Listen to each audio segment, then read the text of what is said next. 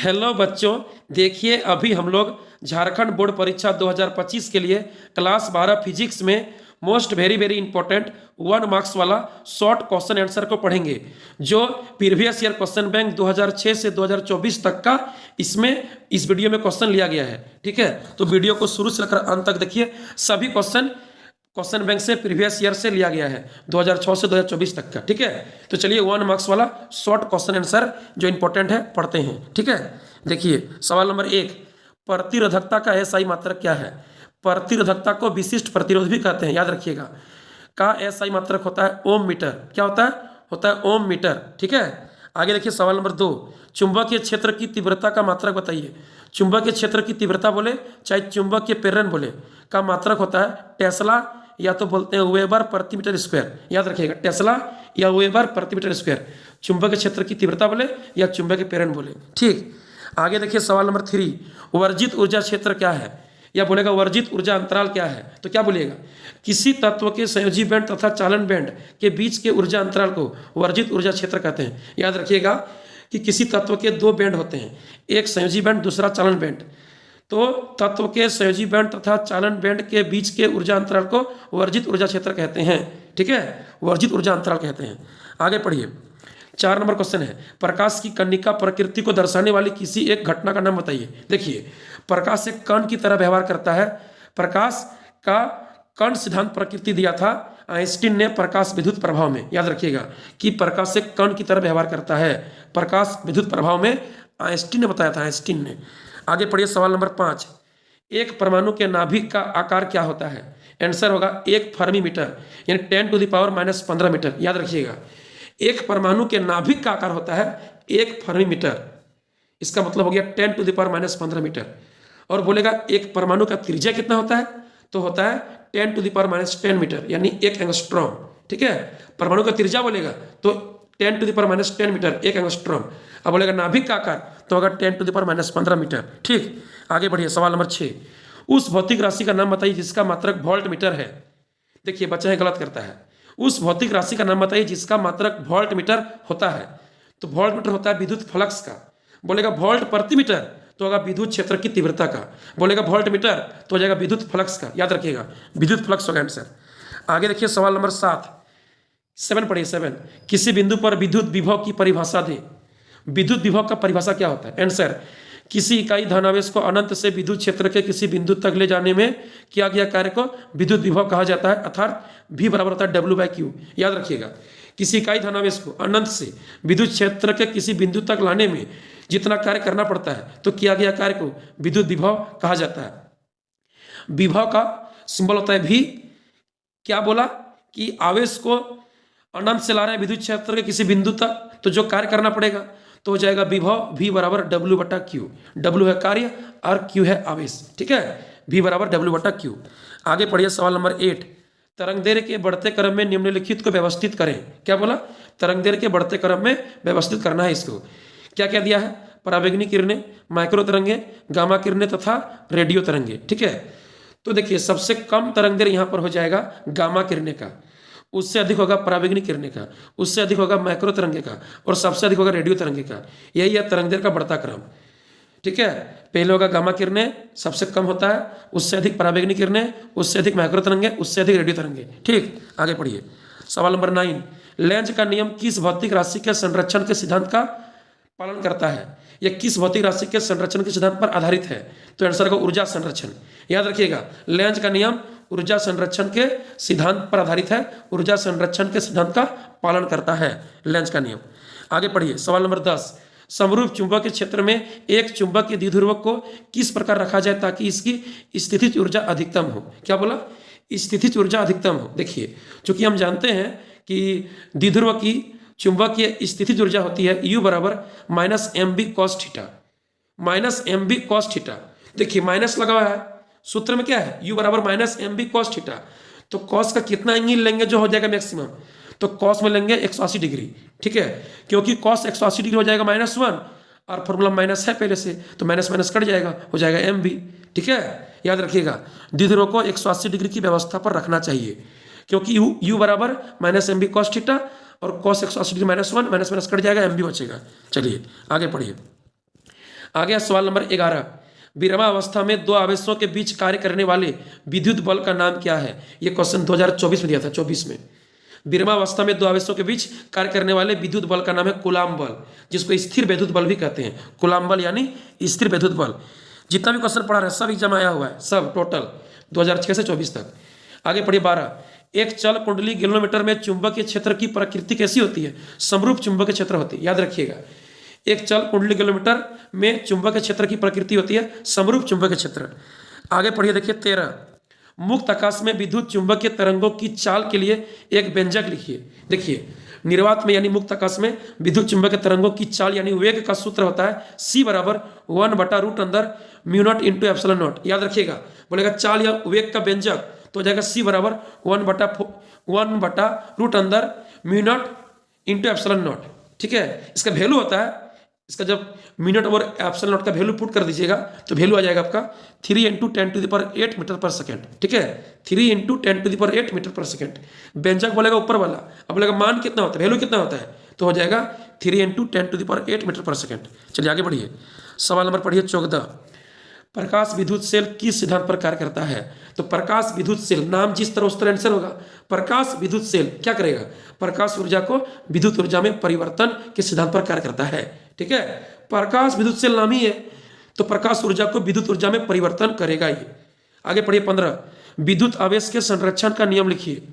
विद्युत आवेश का संरक्षण का नियम होता है, आवेश को न तो उत्पन्न किया जा सकता है और न ही विनाश किया जा सकता है। इसे केवल एक वस्तु से दूसरे वस्तु में ट्रांसफर किया जा सकता है, ना तो उत्पन्न कर सकते हैं नया, ना तो विनाश कर सकते हैं। ठीक है, आगे पढ़िए, यह हमेशा संरक्षित रहेगा।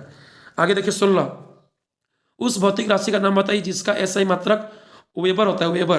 तो एसआई मात्रक वेबर होगा चुंबकीय फ्लक्स का। किसका होगा? चुंबकीय फ्लक्स का। आगे देखिए 17, एक समतल दर्पण की फोकस दूरी क्या होती है? अनंत। याद रखिएगा, एक समतल दर्पण की फोकस दूरी होती है अनंत, इन्फिनिटी यानी अनंत। वक्रता त्रिज्या बोले चाहे फोकस दूरी बोले, दोनों होगा अनंत। ठीक है, आगे चलिए 18, परमाणु के नाभिक में सामान्यतः कौन से मूल कण होते हैं? बोलेगा परमाणु में क्या होते हैं? तो प्रोटॉन, न्यूट्रॉन, इलेक्ट्रॉन। लेकिन बोलेगा परमाणु के नाभिक में क्या होता है? नाभिक में, तो नाभिक में होता है प्रोटॉन और न्यूट्रॉन। ठीक है, नाभिक बोलेगा तो होगा प्रोटॉन और न्यूट्रॉन। आगे पढ़िए, अगला सवाल है 19, विद्युत द्विध्रुव आघूर्ण का एसआई मात्रक लिखिए। होता है कूलाम मीटर। याद रखिएगा, विद्युत द्विध्रुव आघूर्ण का एसआई मात्रक होता है कूलाम मीटर। ठीक है, आगे पढ़िए 20, पूर्ण आंतरिक परावर्तन के दो शर्त बताइए। पूर्ण आंतरिक परावर्तन जो होता है उसका दो को शर्त क्या है? पहला शर्त ए है, प्रकाश किरण सघन माध्यम से विरल माध्यम में जाना चाहिए। ठीक है, दूसरा शर्त बी है, आपतन कोण का मान क्रांतिक कोण से अधिक होना चाहिए। याद रखिएगा, प्रकाश किरण सघन माध्यम से विरल माध्यम में जाएगा तब पूर्ण आंतरिक परावर्तन होगा। दूसरा बी नंबर, आपतन कोण का मान क्रांतिक कोण से अधिक होना चाहिए। ठीक है, आगे पढ़िए, आ गया सवाल नंबर 21, समांतर प्लेट संधारित्र की धारिता किन कारकों पर निर्भर करती है? देखिए, समांतर प्लेट संधारित्र की धारिता किन कारकों पर निर्भर करती है? तो पहले आपको समांतर प्लेट संधारित्र की धारिता जानना होगा। C बराबर होता है epsilon not epsilon R A/D होता है। यहाँ पर एप्सिलॉन नॉट तो कांस्टेंट राशि है, तो उस पर डिपेंड तो नहीं करेगा, वो तो कांस्टेंट है, वो तो हमेशा बराबर होगा उसका वैल्यू। तो डिपेंड करेगा किस पे? डिपेंड करेगा एप्सिलॉन R पे, A पे, A माने एरिया पे, और D माने डिस्टेंस पे। ठीक है, तो बोलिए A क्या है? A है प्लेटों का क्षेत्रफल पर, यानी दोनों प्लेटों का क्षेत्रफल। एप्सिलॉन R क्या है? दोनों प्लेटों के बीच पराविद्युत माध्यम पर। और D क्या है? दोनों प्लेटों के बीच की दूरी पर। हो गया, एप्सिलॉन नॉट तो कांस्टेंट राशि है। ठीक है, जिसका वैल्यू होता है 8.85 × 10⁻⁻12 न्यूटन मीटर स्क्वायर प्रति कूलम स्क्वायर। ठीक है, तो डिपेंड करेगा एप्सिलॉन R पे, A पे और D पे। एप्सिलॉन R पराविद्युत माध्यम हो गया, A दोनों प्लेटों का क्षेत्रफल हो गया, D दोनों प्लेटों के बीच की दूरी हो गया। हो गया, आगे चलिए, अगला सवाल 22 है, किसी चालक का प्रतिरोध उसके ताप पर किस प्रकार निर्भर करता है? हम लोग जानते हैं कि चालक का प्रतिरोध ताप पर डिपेंड करता है। कैसे? किसी चालक का ताप बढ़ाने पर उसका प्रतिरोध बढ़ जाता है और ताप घटाने पर प्रतिरोध घट जाता है, यही डिपेंड है। ठीक है, जब चालक का ताप बढ़ाएंगे यानी धातु को जितना गर्म करेंगे, धातु यानी चालक को जितना गर्म करेंगे, ताप बढ़ाएंगे तो उसका प्रतिरोध बढ़ जाएगा, और ताप घटाएंगे प्रतिरोध घट जाएगा। ठीक है, आगे चलिए 23 पढ़िए, विद्युत धारा और अनुगमन वेग के बीच संबंध लिखिए। विद्युत धारा और अनुगमन वेग के बीच संबंध होता है I बराबर NEA/VD, जहां I विद्युत धारा है और VD अनुगमन वेग है, ड्रिफ्ट वेलोसिटी। ठीक है, ड्रिफ्ट वेलोसिटी यानी I बराबर NEA/VD। आगे पढ़िए 24, पूर्ण आंतरिक परावर्तन की घटना से संबंधित दो उदाहरण दीजिए। क्या बोला? पूर्ण आंतरिक परावर्तन की घटना से संबंधित दो को उदाहरण देना है। तो हम लोग पढ़े हैं, बहुत पढ़े हैं। हीरे का चमकना, मृग मरीचिकामणि, मृग तृष्णा और प्रकाशिक तंतु, ये सभी पूर्ण आंतरिक परावर्तन की घटना से संबंधित है। ठीक है, आगे चलिएगा। आगे पढ़िए 25, विद्युत आवेश के दो मूल गुण बताइए। विद्युत आवेश के दो ठो मूल गुण बताना है। विद्युत आवेश संरक्षित होते हैं और विद्युत आवेश क्वांटमीकृत होते हैं। ठीक हो गया। विद्युत आवेश क्या होते हैं? संरक्षित होते हैं और विद्युत आवेश क्वांटमीकृत होते हैं। दो गुण हो गया। आगे पढ़िए 26, फोटोन का वेग कितना होता है? फोटोन का वेग होता है 3 × 10⁸ मीटर पर सेकेंड, जो प्रकाश का चाल के बराबर होता है। याद रखिएगा, जो प्रकाश का वेग है, चाल है, वही फोटोन का वेग है। क्योंकि फोटोन क्या है? प्रकाश ऊर्जा का पैकेट है, तो इसका भी चाल प्रकाश के बराबर ही होगा, 3 × 10⁸ मीटर पर सेकेंड। आगे पढ़िए 27, एक परमाणु द्रव्यमान इकाई यानी एक AMU में कितना किलोग्राम होता है? आंसर होगा 1.67 × 10⁻27 kg। याद रखिएगा। ठीक है, आगे पढ़िए। आगे देखिए 28, सभी क्वेश्चन बैंक से लिया गया, बार बार बोल रहे हैं, सब क्वेश्चन इंपॉर्टेंट है। ठोसों की क्रिस्टल संरचना की जांच के लिए कौन सी विद्युत चुंबकीय तरंगों का प्रयोग किया जाता है? क्या बोला? ठोसों की क्रिस्टल संरचना की जांच के लिए कौन सी विद्युत चुंबकीय तरंगों का प्रयोग किया जाता है? तो आंसर होगा एक्स किरणों का। आंसर क्या होगा? एक्स किरणों का। याद रखिएगा, ठोसों का क्रिस्टल संरचना का जांच करना है तो एक्स किरणों का प्रयोग किया जाता है, एक्सरे किया जाता है। आगे देखिए 29, एन टाइप के अर्धचालक में बहुसंख्यक एवं अल्पसंख्यक आवेश भाग के नाम बताइए। देखिए, एन टाइप में अधिक होता है इलेक्ट्रॉन, कम होता है होल्स। अतिरिक्त इलेक्ट्रॉन के कारण ही विद्युत धारा होता है चालन। आवेश भाग होता है, विद्युत धारा होता है चालन अतिरिक्त इलेक्ट्रॉन के कारण। तो एन टाइप में होता है बहुसंख्यक इलेक्ट्रॉन और अल्पसंख्यक होल्स। ठीक है, याद रखिएगा। आगे पढ़िए 30 पढ़िए। व्हीटस्टोन ब्रिज कब सबसे ज्यादा सुग्राहक होता है? बोलिए, व्हीटस्टोन ब्रिज सबसे अधिक सुग्राही कब होगा? जब चारों प्रतिरोध PQRS का मान एक समान होगा, एक ही कोटि का होगा, एक बराबर होगा। ठीक है, जब व्हीटस्टोन ब्रिज में चारों प्रतिरोध PQRS का मान एक बराबर, एक ही कोटि का होगा, तो सबसे अधिक सुग्राही होगा, सुग्राहक होगा। आगे पढ़िए 31, अस्थायी चुंबक बनाने में किस पदार्थ का प्रयोग होता है?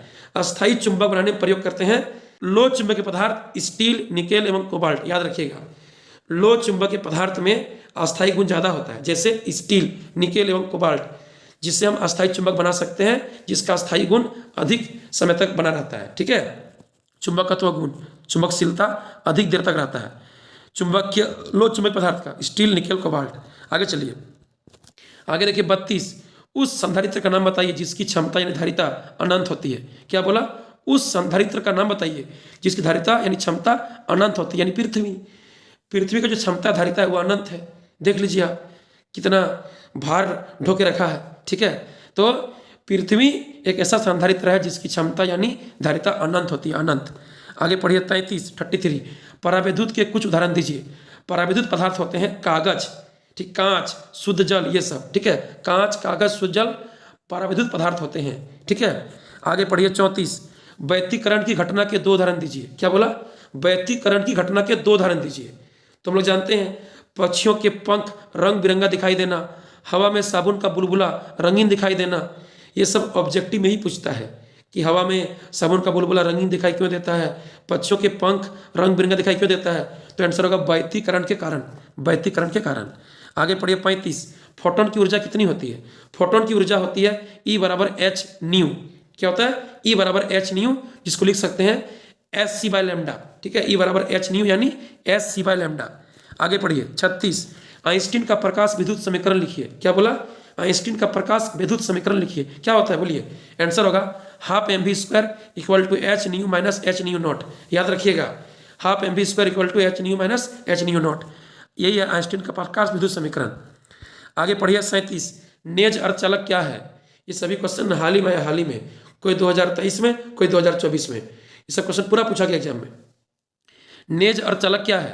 आंसर होगा शुद्ध अर्धचालक को नेज अर्धचालक कहते हैं, जैसे सिलिकॉन, जर्मेनियम, ये सब को। ठीक है, सिलिकॉन, जर्मेनियम दो गो मुख्य अर्धचालक है जिसको कहते हैं शुद्ध अर्धचालक यानी नेज अर्धचालक। ठीक है, शुद्ध अर्धचालक को ही कहते हैं नेज अर्धचालक, प्योर शुद्ध, यानी सिलिकॉन, जर्मेनियम, जिसमें कोई औषधि नहीं होता है, जो होता है 4 संयोजी, जिसमें कोई औषधि मिला हुआ नहीं होता है, शुद्ध होता है, शुद्ध।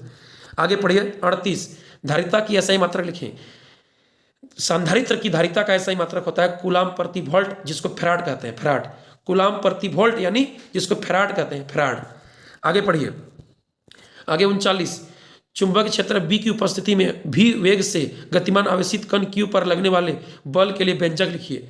बल का व्यंजक होगा F बराबर Q V B sine theta. याद रखिएगा, चुंबक क्षेत्र बी की उपस्थिति में भी वेग से गतिमान आवेशित कण क्यू पर लगने वाले बल का व्यंजक सूत्र होता है F बराबर Q V B sine theta. आगे पढ़िए 40, एक इलेक्ट्रॉन तथा एक प्रोटॉन के बीच लगने वाले स्थिर विद्युत बल एवं गुरुत्वाकर्षण बल में से कौन सा अधिक प्रबल है? तो आंसर होगा स्थिर विद्युत बल। याद रखिएगा, एक इलेक्ट्रॉन और एक प्रोटॉन के बीच स्थिर विद्युत बल एवं गुरुत्वाकर्षण बल कार्य कर रहा है, लग रहा है, तो सबसे अधिक मजबूत होगा, प्रबल होगा, ज्यादा होगा स्थिर विद्युत बल। ठीक है, क्यों होगा? क्योंकि गुरुत्वाकर्षण बल लगता है अधिक दूरी पर और अधिक दूरी में बल कम लगेगा, और स्थिर विद्युत बल लगता है कम दूरी पर और दूरी कम रहेगा तो बल ज्यादा लगेगा। ठीक है, स्थिर विद्युत बल होगा मजबूत, अधिक प्रबल होगा। आगे पढ़िए 41, ताप वृद्धि का अर्धचालक की चालकता पर क्या प्रभाव पड़ता है? बोलिए, ताप जब बढ़ाएंगे तो अर्धचालक की चालकता पर क्या प्रभाव पड़ता है? चालकता बढ़ जाता है। ताप बढ़ाने से या डोपिंग करने से, औषधि मिलाने से अर्धचालक की चालकता बढ़ जाती है। याद रखिएगा, चाहे अर्धचालक का ताप बढ़ाइए, डोपिंग कीजिए, मतलब औषधि मिलाइए, तो आपका चालकता बढ़ जाएगा।